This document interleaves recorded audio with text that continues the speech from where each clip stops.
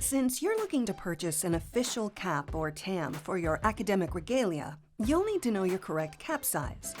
First, you'll need your head and the brain inside it. Good news is, the size of your head doesn't determine how smart anybody is. So big head or little head, you should be able to follow along here without too much trouble. Now, there are two ways to do this. The first involves a flexible tape measure, and the second involves some string or thread and a ruler. If you have a tape measure, you just wrap it around your head, above the ears and 1 inch above your eyebrows. And this is the measurement you'll use for your cap size. Now, for those of you with no tape measure, but who do have a nice piece of string or thread that's at least 24 inches long, you just wrap that around your head like you would with a tape measure, and then measure the distance of the string with your ruler.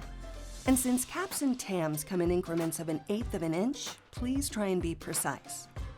That's it! Congratulations! You'll now look your best for graduation.